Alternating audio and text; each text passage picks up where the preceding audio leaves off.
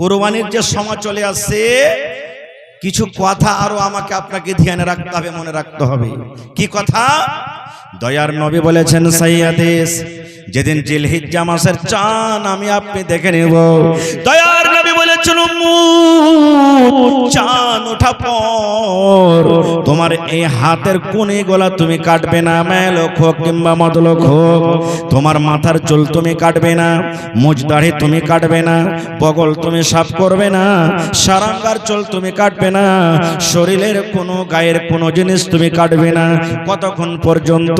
যতক্ষণ পর্যন্ত তোমার কুরবানি জবাই না হবে। চাঁদ ওঠা থেকে নিয়ে কুরবানি করা পর্যন্ত এই 10টা দিনের ভিতরে, অর্থাৎ চাঁদ ওঠা থেকে নিয়ে কুরবানি হওয়া পর্যন্ত এই মধ্যখানে তিনি দয়ার রাসূল বলেছেন তুমি শরীরের কোনো জিনিস কাটতে পাবে না। এটা আল্লাহর আদেশ। কাটবেন না, এটা ছেড়ে দিবেন, নেকি পাবেন, নেকি হবে আপনার জন্য। আপনি কুরবানি করেন তাও, না কুরবানি করেন তাও।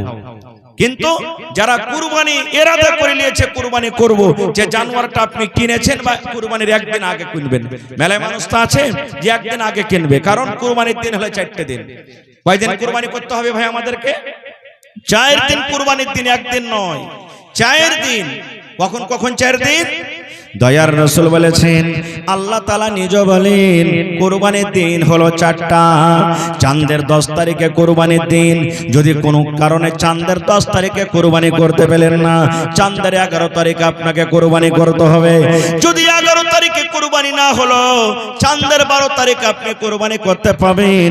যদি চাঁদের 12 তারিখে আপনার কুরবানি না হলো, তাহলে চাঁদের 13 তারিখ অর্থাৎ বকরিদের দিন, এবং তারপরে আরো 3 দিন, গোটা গোটা 4 দিন আল্লাহ রাব্বুল আলামিন কুরবানির দিন করেছে। আর একটাই মাত্র ঘটনা আপনাদের সামনে, মাত্র 3 থেকে 4 মিনিটে বলবো, দিয়ে শেষ করে দেব। আজকে জালসাটা কিসের? কথা বলেন ভাই। মসজিদের জালসা, মাশাআল্লাহ, খুব সুন্দর মসজিদ। আমি এই মির্জাবাড়ি, আপনাদের মির্জাবাড়ির ছাত্র। মির্জাবাড়িতে আমার প্রথম তালিম, এই জন্য আমাকে আপনারা জানছেন, আর আমিও আপনাকে পাড়ায় মানুষ জানছি। আমি যখন মির্জাবাড়িতে পড়ালেখা করি তখন মসজিদ ছিল খুব ছোট, আর ওপরে টিন চাপা ছিল, সবাই আপনারা জানছেন। আলহামদুলিল্লাহ আস্তে আস্তে আস্তে কত সুন্দর বড় মসজিদ হয়ে গেছে, আর ওপরে 2 তালা হয়ে গেছে। আরো খুশির খবর, যেটা আমার ডাক্তার ইব্রাহিম মাদানী হাফেজাহুল্লাহ তাআলা বলে গেলেন, আর আমিও শুনলাম যে ওখানে পড়ার সিলসিলাও একবারে শুরু হয়ে গেছে। আলহামদুলিল্লাহ। এই আমার নওজওয়ান, আজকে যত গার্জিয়ান আছেন, যত বাপ, যত মা, একটা পয়গাম দিয়েছি যে দাদু ভাইয়েরা আপনাদেরকে, কোরআন মাজিদ একটা সূরা আছে সূরা আলে ইমরান, আর কোরআন একটা সূরা আছে সূরা মারইয়াম, আছে না নাই? যারা কোরআন পড়তে জানছেন, আলে ইমরান সূরা আছে ভাই, আর কোরআন একটা সূরা আছে সূরা মারইয়াম। এই 2টা সূরা মিলিয়ে 2 থেকে 3 মিনিটে বাস একটা কথা বলবো। আল্লাহ তাবারাক ওয়া তাআলা নিজে বলছেন, হান্না একজন বেটি ছেলের নাম, মায়ের লোকের নাম হান্না, মনে রাখবেন, হান্না একটা মেয়ে ছেলের নাম, পেটের সন্তান হয়ে গেল। নজর মানছেন, মা নজর মানছেন। কি নজর মানছেন? আল্লাহকে বলছেন। যেমন আমি আপনি নজর মানি না, আল্লাহ জি এই গেরুয়া ঘাটের চকে 5 কাঠা জমিন বিক্রি আছে, যদি নিতে পারেলি 5000 টাকা দান করে দেব। মাশাআল্লাহ, দেখেন মহিলা প্যান্ডেল থেকে দান আসতে শুরু হয়ে গেছে। বাস 2 থেকে 3 মিনিট আপনি ঘটনাটা বলে শেষ করে দেব। এই আল্লাহ, এই জমিন খানটা যদি আমি কিনতে পারি, আল্লাহ আমি এই কাজটা করব। এই নজর মানছি আমরা। তা হান্না নজর মানছেন, কি নজর মানছেন? পেটের সন্তান। আল্লাহকে বলছেন, কি বলছেন? হে রব্বুল আমিন, আমি হান্না, আমার পেটের সন্তান এসে গেছে রব্বুল আমিন, আমি মা নজর মানি, আমার এই সন্তান যখন দুনিয়াতে আসবে, আল্লাহ আমি আর কামাই খাবো না, আর বিজনেস করা খাবো না, আমি আর কাম করা খাবো না, আমি আর ডাক্তারগিরি করা খাবো না, আমি আর ব্রোকারি করা খাবো না। হে রব্বুল আমিন, আমার এই সন্তান যখন দুনিয়াতে আসবে, আমি আমার এই কলজা টুকরাকে তোমার ঘরের জন্য আমি দিয়ে দিলাম।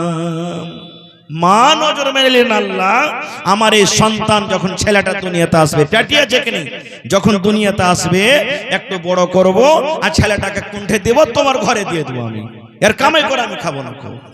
নজর মেনে নিলেন মা। সময় গেল, টাইম গেল, ছেলে দুনিয়াতে হয়ে গেল। আল্লাহর আদেশ হলো ছেলে দুনিয়াতে এলো, কিন্তু ছেলেটা কি হলো? বেটা না হয়ে কি হয়ে গেল ভাই? বেটি হয়ে গেল। মা নজর মেলেছিলেন বেটার, কিন্তু বেটা না হয়ে কি হয়ে গেল? বেটি হয়ে গেল। কাজ উল্টা হয়ে গেল। এখানে মা তো নজর মেলেছিলেন বেটার জন্য, আল্লাহ বেটা হইলে ছেলে হইলে দিব, কিন্তু এখানে বেটি হয়ে গেল। আব কি করবে? আফসোস, নিরাশ হয়ে গেছে। আল্লাহ রাব্বুল আলামিন এবার হান্নাকে বলছেন, হান্না মন তুমি খারাপ করিও না, মন তুমি খারাপ করিও না। হান্না তুমি শোনো, আমি আল্লাহ তোমাকে যে বেটি দান করেছি, এই বেটি ছেলেটা সাধারণ কোনো বেটি ছেলে নয়, অন্য অন্য কোনো বেটি ছেলের মতো বেটি ছেলে নয়। এর ফজিলত, এর গুণ, এর মান সম্মান আমি আল্লাহ আলাদা করেছি। আল্লাহ নিজে বলছেন, হান্না এই তোমার পেটের নাম তুমি রাখো মারিয়াম। আল্লাহ কি বলছেন? হে হান্না, তোমার বেটির নাম তুমি মারিয়াম রাখো, আর তোমার এই কলেজের টুকরা বেটিকে তুমি কোথায় নিয়ে যাও? তুমি যে নজর মেনেছিলে, নজর হিসাবে তুমি তাকে মসজিদে দিয়ে দাও। এবার আপনাকে পাইগাম দিছি, হে আমার নওজওয়ান, হে আমার মন্ডল, হে আমার মুখিয়াজি, হে আমার সরপঞ্চ, হে আমার বুজুর্গ যত মা খালারা ভাইরা আছেন, আপনার মনটা কি একবারও চাহে না? যেমন মা হান্না নজর মেলেছিলেন, আল্লাহ সন্তান হইতে গেলে আমি মসজিদে দিব। আল্লাহ আপনাকে 5টা বেটা দিয়েছে, আপনার কি মনটা জাগে না? আল্লাহ জি, আমার একটা বেটা হইতে গেলে আমি একে হাফিজে কোরআন করব, আমার এই বেটাটাকে আমি একটা মাস্টার করব, আমি আমার এই বেটাটাকে আমি ডাক্তার করব, আমি আমার এই বেটাটাকে ইঞ্জিনিয়ার প্রফেসর করব। আল্লাহ, আমি মসজিদে যাচ্ছি, আমার ছেলেটা যখন দুনিয়াতে আসবে আমি সাথে সাথে করে এক মসজিদে নিয়ে যাব। আপনার আমার কি উচিত নয়? কিন্তু আমরা করব না। আমরা করব কি? বাপ তো আমরা বেহায়া হয়ে গেছি। কেমন বেহায়া? ছোট ছোট বাচ্চা সামনে বাপ বেটার সামনে বেড়ি টানছি, মধুর পুড়িয়া দিয়ে দিলাম মুখে, খাইনি দিয়ে দিলাম মুখে। কত তো বেহায়া বাপ এমন আছে, বেটাকে বলবে হতলা রে, আরে বিড়ি টিড়ি উড়িয়ে গেছে, দেখতে তোর বড় ভাইয়ের কুঠির উপরে বিড়ি টিড়ি গেলা আছে কিনা। বিড়ি ধরাইতে গেল, ধরে না, আগুন নেই। আব্বা ধরে না জি, দেখ শালার খ্যাপা, তোকে কত শিখাবো, মার একটান দেখ ধরছে কি ধরে না। বেটার সামনে যদি আমি এরকম করি, তা আমরা কোনোদিন আশা করছি ওই ছেলেটা আমার আগে চলে ভালো হবে? জীবনে হবে না কো। এই জন্য প্রত্যেক গার্জিয়ানকে কি করতে হবে?